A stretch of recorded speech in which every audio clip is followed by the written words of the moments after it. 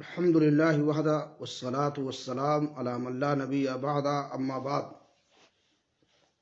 محترم سامعین، دروس توحید میں آج کے درس کا عنوان ہے توحید کی فضیلت۔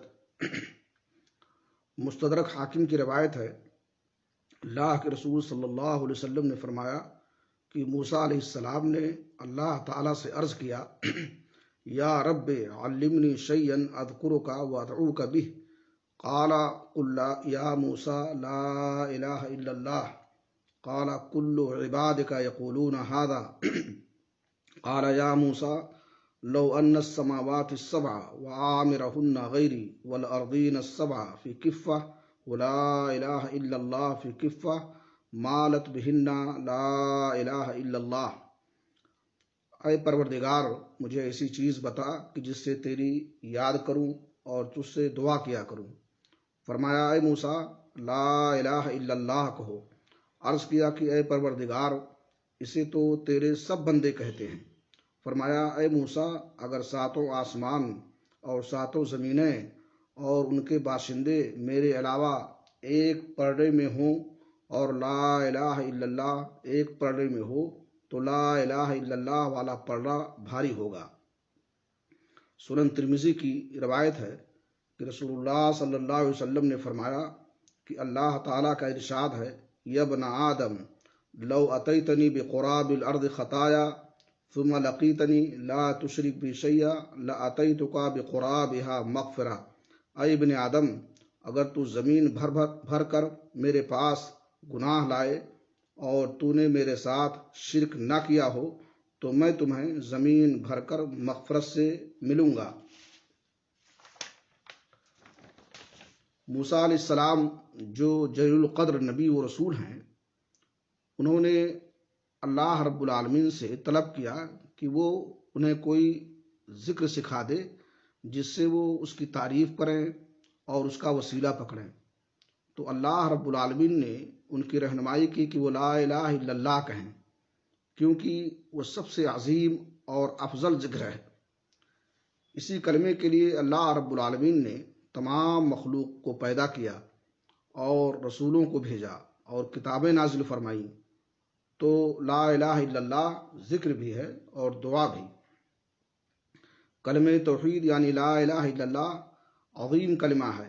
یقیناً یہ معنی کے اعتبار سے عظیم ہے اور وزن کے اعتبار سے بھاری اور ثقیل ہے، لیکن کہنے والے کے اعتبار سے اس کا وزن مختلف ہوتا ہے۔ منافق اس کو پڑھتا ہے اور کہتا ہے، لیکن اللہ کے ہاں اس کا کوئی وزن نہیں ہوگا، کیونکہ وہ کہنے میں جھوٹا ہے، اور مومن اسے اس کے شرائط کا پاس و لحاظ رکھتے ہوئے پڑھتا ہے تو اللہ کے ہاں اس کا بڑا وزن ہوتا ہے، کیونکہ وہ اس کے اقرار میں اللہ کے ساتھ سچا ہوتا ہے۔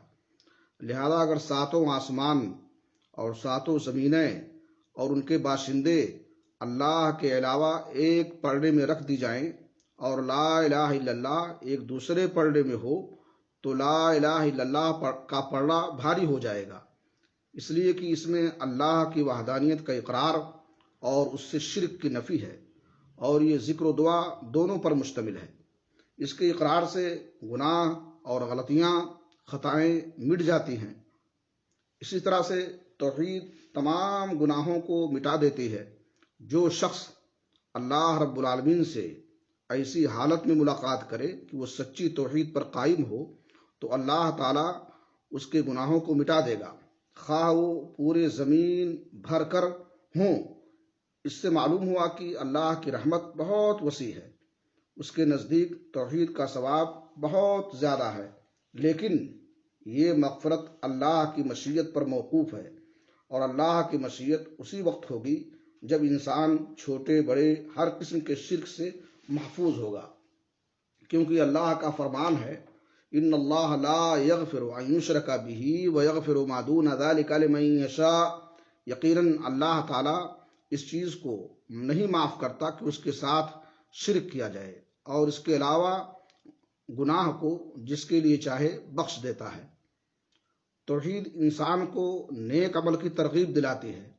انسان اگر مکمل طور پر موحد ہو تو یہ اسے گناہ کا ارتکاب کرنے سے روکتی ہے، کیونکہ موحد کا دل اللہ کی محبت سے بھرا ہوا ہوتا ہے، اس میں اللہ کی عظمت ہوتی ہے اور اس کا خوف ہوتا ہے، اور یہ چیزیں اسے نیک عمل کرنے پر آمادہ کرتی ہیں، اور یہ توحید کی فضیلت کی بین اور واضح دلیل ہے۔ آج کے درس میں انہی باتوں پر اکتفا کرتے ہوئے اللہ رب العالمین سے دعا گو ہوں کہ وہ ہمارے دلوں کو توحید سے معمور کر دے، اور ہمارے گناہوں کا کفارہ بنائے، اور چھوٹے بڑے ہر قسم کے شرک سے ہمیں محفوظ رکھے۔ تقبل یا رب العالمین۔